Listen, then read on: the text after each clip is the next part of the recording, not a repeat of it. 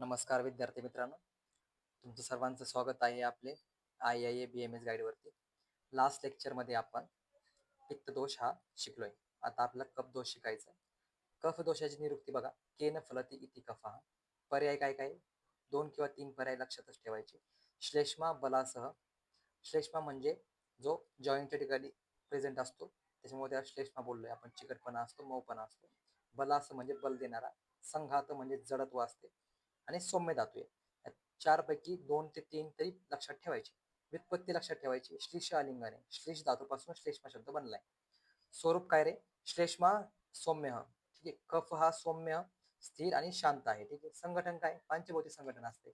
व्यपदेशस्तु भूयसा या सिद्धांतानुसार पंचभौतिक संघटन असते सगळ्या द्रव्यामध्ये.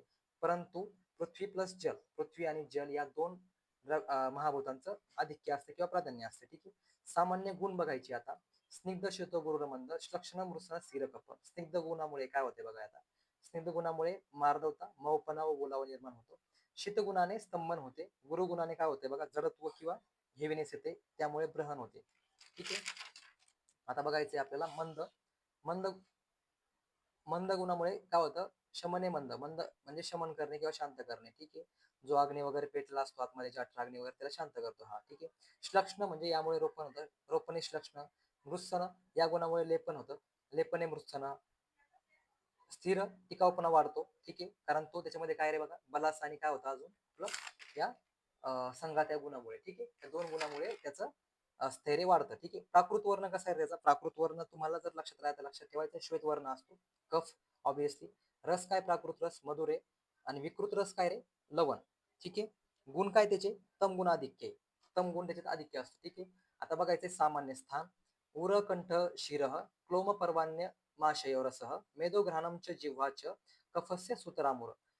या पित्त आणि कफ दोषामध्ये वाद दोषासारखे मोठाले श्लोक नाहीये, मोठे श्लोक नाहीये, छोटे छोटे श्लोक आहेत. तुम्हाला सामान्य स्थान, सामान्य गुण, सामान्य कर्म हे याचे तुम्हाला मस्ट आहेत, पाठच पाहिजे. ठीक आहे. हे श्लोक, कारण हे श्लोक तुम्हाला SCQ as well as LAQ point of view आणि याच्या व्यतिरिक्तही एमसीक्यू साठी पण इम्पॉर्टंट आहे.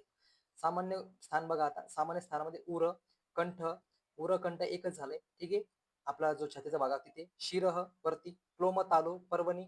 पर्वणी म्हणजे काय रे? पर्वणी म्हणजे 2 जॉईंटच्या, समजा ह्या जॉईंट आहे. ठीक आहे. ह्या जॉईंटच्या मध्ये जो असतो त्याला बोलतो पर्वणी. 2 जॉईंटच्या मध्ये. ठीक आहे. 2 बोनच्या मध्ये जो जॉईंट असतो त्याला आपण काय बोलतो? पर्वणी. आमाशय, मेद, घ्राण, जिव्हा. ठीक आहे. ऑब्विसली जे आपलं ओरल कॅव्हिटी असते तिथे हा प्रेझेंट असतो, सलाइवा ऑब्विसली. ठीक आहे.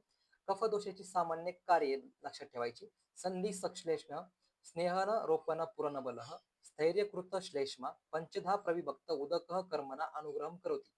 ठीक आहे. संधी संश्लेषण म्हणजे संधी चिकटून आहेत. मला सांगा, हा जॉईंट आहे, ह्या जॉईंट ठिकाणी काहीतरी आपल्याला सायनोव्हेल फ्लुइड लागेल. त्या फ्लुइडमुळे ती जी संधी आहे ती संधी स्टेबल असेल, बरोबर ना? मग तेच हे काय आपलं कफ आहे. ठीक आहे. स्नेहन आहे. स्नेहन रोपण, पुरण म्हणजे नवीन निर्माण करते ते, याच्यामध्ये कॅपॅसिटी असते काहीतरी नवीन निर्माण करायची. बलकृत म्हणजे बल वाढते. स्थैर्यकृत म्हणजे स्थिरता वाढते. उदक कर्मणा अनुग्रह, उदक कर्मणा अनुग्रह. जलमहाभूताची कार्य सुरळीत चालते याच्यामुळे. कशामुळे रे? आपल्या कफदोषामुळे. का? कारण जल महाभूत आधिक्य म्हणून. रोषता म्हणजे शुक्र वृत्ती येते. क्षमादिवी क्षमा करणारा असतो, क्षमावान असतो तो. आणि धृती धारण शक्ती तो जास्त असते. कशाची रे? आपल्या कफदोषवाल्याची. कफदोष जो प्राधान्य असतो त्याच्या प्रकृतीमध्ये धारण शक्ती किंवा धृती ही जास्त असते. त्याच्यानंतर बघायचे आपला प्रकार.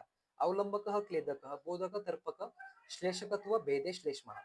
क्लेदक कफाचं आता बघायचंय आपल्याला काय नेमकी म्हणजे काय असते. यत्वा म्हणजे त्याचं स्थान पण प्लस त्याचं कार्य पण. ठीक आहे. यत्वामशय संस्थित क्लेदक स्व अन्न संघात क्लेदनात.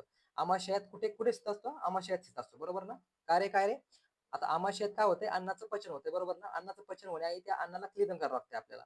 अन्नाचे क्लेदन करतो. आमाशयाचे आंतकडेचे संरक्षण करतो. म्हणजे काय रे? म्युकस जो असतो ना, तो म्युकस असतो बघा. हा काय रे?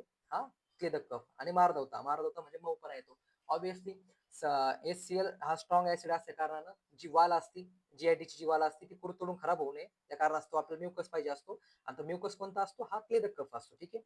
तर क्लेदक कफाची वृद्धी झाल्यास अग्निमान निर्माण होतो. ऑब्विसली जर कोणत्या पण आपण जर अन्नावरती पित्ताचा प्रभाव असल्यास तिथे आपण जर पाणी टाकलं तर तो पित्त शांत होईल आणि अग्निमांद्य तयार होईल.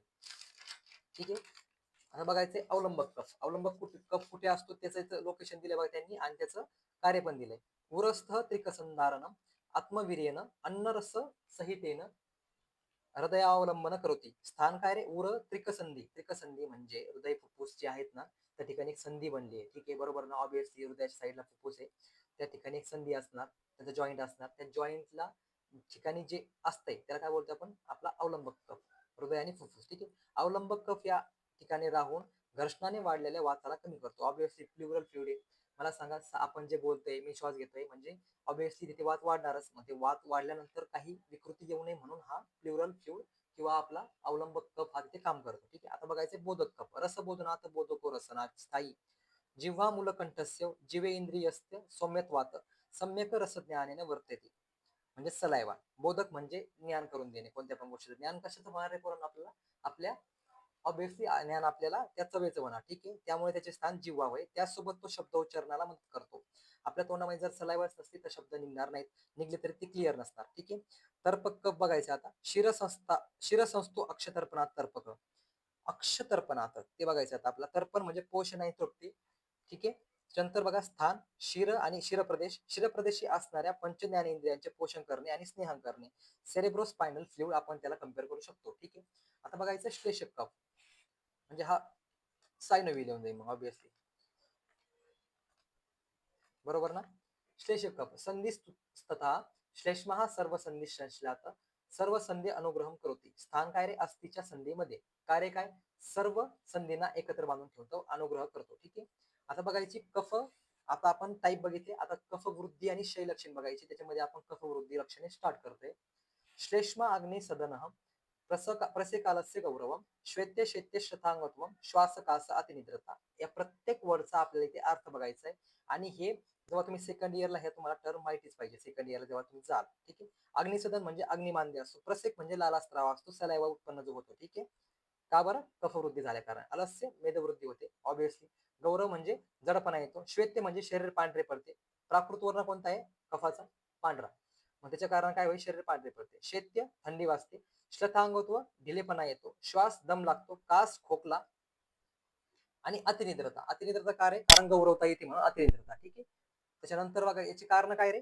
आहार विहार आणि मानस भाव हे 3 कारण आहेत. आहार म्हणजे आपण गौरव आहार घेतला समजा, सॉरी आपण एकदम मधुर स्निग्ध आहार जर घेतला त्या कारणानं.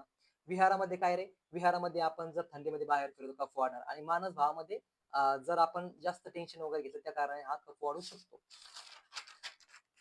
बघायची कफक्षय लक्षण. ठीक आहे. कफक्षय लक्षण मध्ये बघा.